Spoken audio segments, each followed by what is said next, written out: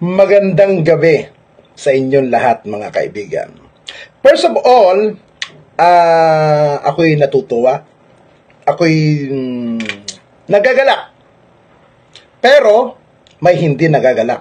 Unang-una, kaya ako nasabi po mga kaibigan na ako'y nagagalak dahil malalaman natin ang katotohanan.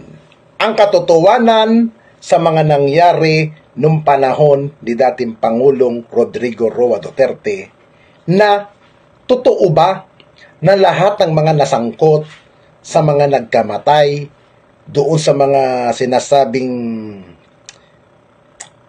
pinatay daw dahil sa illegal na droga.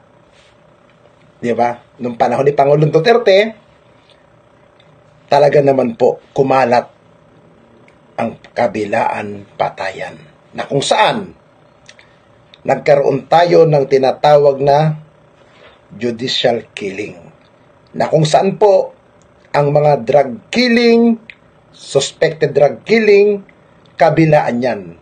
Di ba? Now, dito natin malalaman na totoo ba, nasangkot ba talaga sa illegal na droga yung mga namatay. Na kung saan may mga nasangkot, may nasangkot pang bata na minor de edad. Yung Santos, kung daw nagkakamali, taga-Caloocan ba yun? Somewhere on Nabotason, Malabon. Now, mga kaibigan, itong pinaka-the best dito. Magkakaalaman, ito ba talaga ay sangkot? O napag-initan dahil katunggali sa illegal na negosyo? Or kalaban sa negosyo. Di ba? Maraming hukus-pukus. May mga politiko na pinangalanan nung panahon ni dating Pangulong Duterte. Gaano katotoo?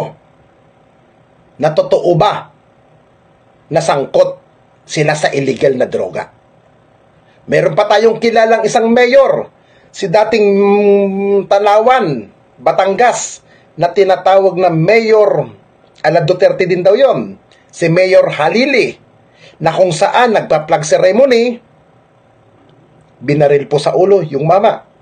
Kung naalala nyo po, mismo sa compound po ng City Hall ng Tanawan, Batangas, di po ba? At itong po si Mayor Halili, hindi natin aakalain na masasangkot sa narkolis ni dating Pangulong Duterte. Dahil si Mayor Halili na sinasabi na talaga naman nagbibigay ng parusa sa mga tao na sangkot sa illegal na droga. Pinaparada niya sa kanyang bayan, pinagpasusuot ng mga ako po'y huwag niyong tularan dahil ako'y drug pusher o drug addict. Mga ganon, di ba? Nung naupo si Pangulong Duterte, nagulat lahat tayo na kung saan di umano ay sangkot daw sa illegal na droga hanggang sa namatay na binaril itong si Mayor Halili. Meron pang mga mayor na napatay din sa Osamis. Yung mga mayor na nakalimutan kong apelyido na sinasabing sangkot din daw di umano sa robbery sa Osamis. Si dating Mayor Espinosa. Hindi natin alam kung totoo bang sangkot sa illegal na droga or kalaban sa negosyo na dikit sa dating administrasyon. Kasi mga kaibigan, kita nyo naman, talagang war on drug daw. Pero, papaano yung mga namatay na gusto lang ng hustisya na hindi nabigyan at hindi naman talaga sangkot sa illegal na droga? Nakakaawa ang pamilya. Di po ba? Nakakaawa. Tapos magugulat tayo, isang kilalang drug lord, isang kilalang sangkot sa illegal na droga na pinangalanan ng Kongreso na si Michael Yang, kadikit ng dating Pangulo, inappoint niya pa bilang presidential advisor for Chinese community. Nasaan ang hustisya doon? Peter Lim, na kaibigan nila. na pagala-gala nung panahon ni Pangulong Duterte. Yung sinasabing tuni-tuniladang nahuling droga nung panahon ni Pangulong Duterte, na ang sinasabi sa mga noon nung panahon ni Senator Trillanes, kaibigan ni Pulong Duterte, ang suspect doon na Chinese din. Bakit hindi na panagot yun nung panahon ni Pangulong Duterte? Pero pag ikaw isang pobre, isang pangkaraniwan ka na tao, na walang connection, walang kapit, minalas-malas ka, patay ka. Tayo naman mga pangkaraniwan tao na todo supported nung panahon ni dating Pangulong Duterte, akala natin makatotohanan. Akala natin totoo. Iyon pala ay gawa-gawa lamang nila. Ito ang tamang panahon, kaya sa ginagawa ngayon ni Congressman Bini Antiporda bilang chairman ng Human Rights ng House of Representatives, ako po'y natutuwa at nagagalak dahil sa ginagawa nyo ngayon na magkakaroon ng kalinawan, totoo bang sangkot ito?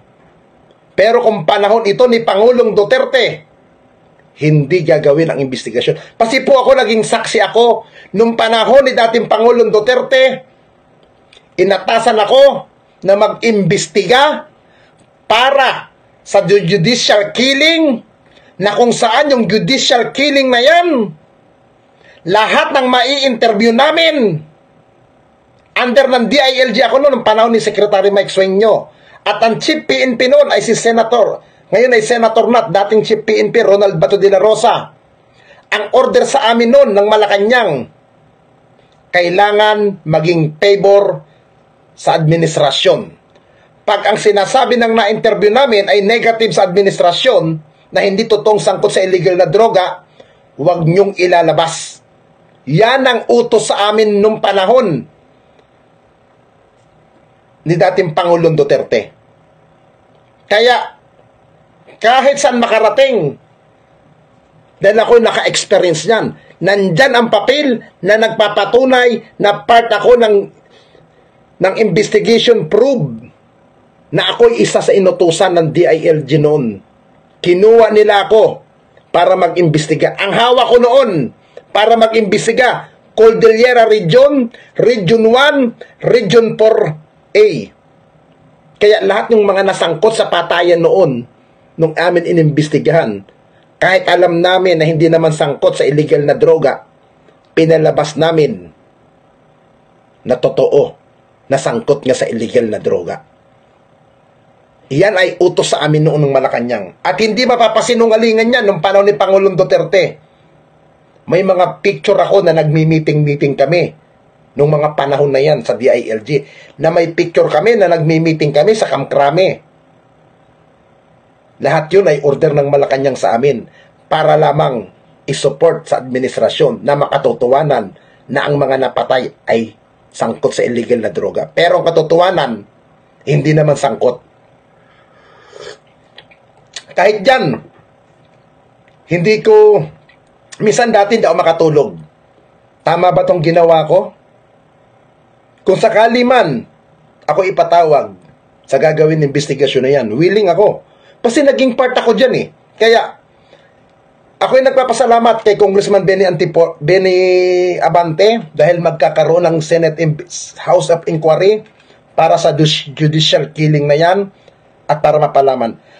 Alam ko marami tayong nanonood dito sa ating social media na may mga kaibigan, na may mga ano. Kaya, suportahan po natin. Hindi ito matatawag na political. Hindi ito masasabing panggigipit kay dating Pangulong Duterte. This is the time para malaman natin ang katotohanan, mga kaibigan, na dapat bang na panagutin ang dating Pangulo. Sana, pag napatunayan na hindi naman talaga mga sangkot sa illegal na droga yung mga nasuspect na sinasabing napatay, sana panagutin ang dating administrasyon ni Pangulong Rodrigo Roa Duterte. At magkaroon ng katahimikan at magkaroon ng justice yung mga kababayan natin na pinagkaitan nung panahon ni Pangulong Duterte.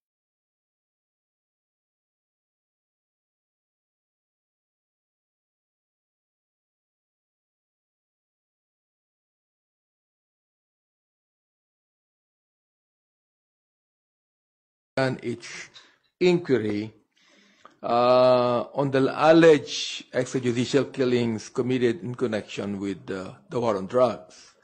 Itong rationale natin, no? The purpose of these proceedings is to conduct a thorough inquiry into this alleged EJ case. Bakit natin ginagawa ito? Ang tanong siguro ng iba, why are we conducting an inquiry into the deaths of alleged drug addicts or drug dealers? First, we must begin with the principle that each life is valuable, that each life lost is a profound tragedy. Second, we must point out that those who lost their lives, like every Filipino, are protected by the rights granted by the Constitution, one of which is due process, no?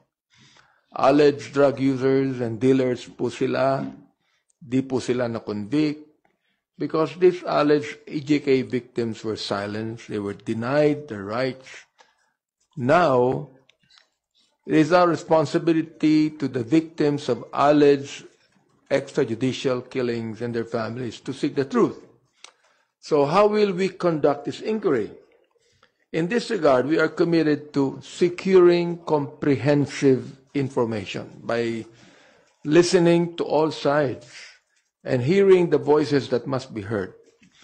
To the public, we would like to emphasize that the House will approach this inquiry with the impartiality, objectivity, sensitivity, and empathy that such a profound responsibility demands. And as chair of the House Committee on Human Rights, it is my duty and responsibility to ensure that this process is conducted with the utmost probity, fairness, and respect for all the parties involved. So itong ang recap ng aming briefing yesterday. So yesterday, we began the first steps of these proceedings. There were several briefings from individuals and organizations who shared data and information regarding the alleged EJ case that occurred during the previous administration's war on drugs. Aside from data and statistics, we were also provided with backgrounders on the possible legal issues surrounding the implementation of the war on drugs. The volume of information is considerable. And in the weeks to come, we expect more details from the resource persons who will be invited to the inquiry. We shall begin in earnest on Wednesday, May 22. Yun po yung first hearing namin. And what is the goal of this inquiry? Before wrapping up, allow me to reiterate the goal of this inquiry. Our purpose here is to seek the truth and not to pass judgment. That's not our goal. In the book of Isaiah, chapter 1, verse number 17, and I always quote verses like this because, you know, hindi lang po ako isang public servant but also a bishop. The Lord says, learn to do well, seek judgment, relieve the oppressed, judge the fatherless, plead for the widow. Very clear po ang nakalagay sa Bible, no? So these words call upon us to actively pursue justice and uphold human rights, to stand up for those who have been wronged, and to ensure that the rights of every individual are protected. Ulitin ko po, ang pakay natin sa inquiry na ito ay mapakinggan lahat ng panig upang malaman natin ang katotohanan. And by the grace of God and the support of my colleagues in the House, like my parang anak ko na to, si Congressman Alonto, we hope to